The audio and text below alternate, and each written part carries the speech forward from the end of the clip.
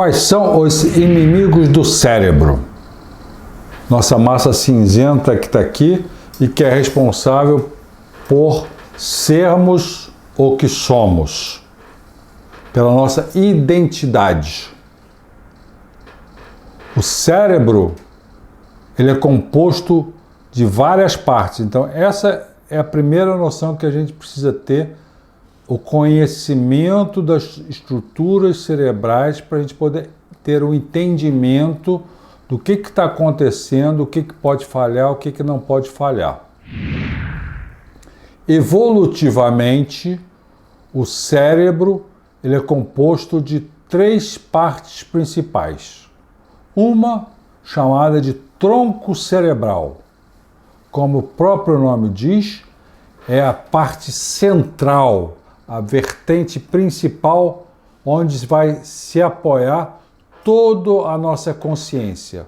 O tronco cerebral é a região do cérebro relativamente pequena, em torno assim 5 centímetros talvez, fica situada mais na parte occipital do crânio, a parte posterior da cabeça, a parte de trás da cabeça, onde nós temos, junto ao tronco cerebral, o cerebelo, ou pequeno cérebro. Esse cerebelo normalmente está associado à coordenação motora, equilíbrio, noção de profundidade. O fato de você ter coordenação motora, ele é um regulador da atividade cerebral de um modo geral. Vamos voltar a falar sobre ele daqui a pouco. Mas no tronco do cérebro, nós temos as nossas principais atividades autonômicas. O que isso significa? Autonômicas, automáticas. O fato de eu estar respirando é porque o tronco cerebral está mandando ordem para eu respirar. O coração está batendo, o tronco cerebral está ok, através do nervo chamado nervo vago. É o nervo que passa aqui por trás da orelha, ele vai para a parte do coração, para a parte de intestino, essa coisa toda.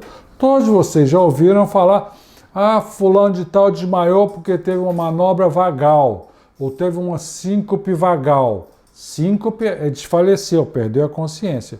Isso aconteceu porque o parasimpático, que é um dos componentes do sistema nervoso autônomo, ficou exacerbado, levou a uma bradicardia, uma perda da noção de consciência, uma perda da atividade cerebral e a pessoa desfaleceu, de modo mais grosseiro. Então, o tronco cerebral é o responsável pela coordenação das atividades autonômicas. No tronco cerebral, nós vamos ter a sede dos principais nervos cranianos. São 12 nervos no total. Eu me lembro sempre da época em que eu estive professor de anatomia lá no século passado. A gente dava aula de anatomia e precisava reforçar sempre com os alunos na neuroanatomia quais eram os 12 nervos cranianos. Então, 10 dos nervos cranianos estão na região do tronco cerebral. 2 nervos cranianos estão na região mais cerebral propriamente dita, que a gente vai ver mais adiante em outros episódios. Mas essa parte do tronco cerebral é muito importante. Sem o tronco cerebral, nós não vivemos, não existimos. Então, a parada de atividade do tronco cerebral vai fazer com que o cérebro deixe de funcionar. No tronco cerebral, existe também uma rede neuronal muito complexa que está relacionada ao mecanismo de despertar, ao mecanismo de vigília e ao mecanismo do sono, que é a chamada formação reticular. Essa formação reticular é uma rede neuronal, são vários neurônios entrelaçados e conectados na região mais caudal, mais inferior do tronco cerebral, até a região mais rostral ou mais superior do tronco cerebral. Por isso chama-se formação reticular.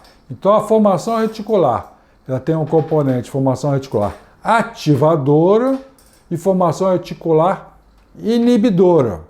E aí vocês vão se lembrar muito bem na literatura de Charles Dickens, quando ele escreveu As Aventuras do Sr. Pickwick, que acabou existindo uma síndrome clínica depois, síndrome de Pickwick, que é o grande obeso que, de repente, ele desfalece, ele começa a dormir.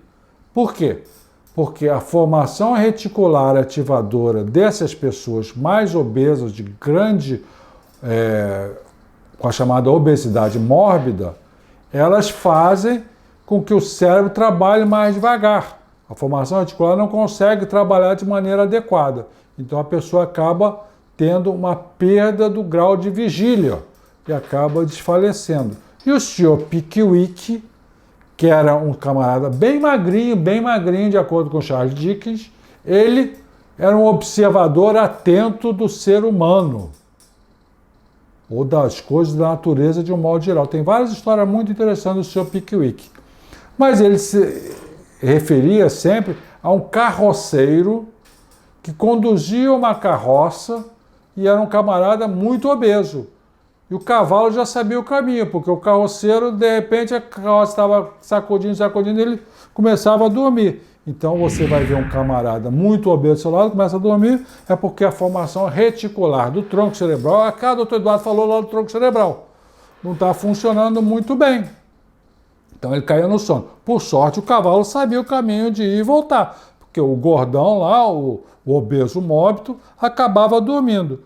Infelizmente, o Sr. Pickwick, que era magrinho, acabou levando a fama do obeso mórbido. Então a síndrome de Pickwick está relacionada muitas vezes ao obeso mórbido. Essa é uma história só para vocês entenderem a importância de estudarem um pouquinho além de outras coisas das suas atividades profissionais, ou seja, utilizar o seu cérebro para fazer um pouquinho mais literatura, outras coisas, fugir da regra comum. Então essas são algumas coisas que a gente vai voltar a falar mais adiante. Um abraço a todos.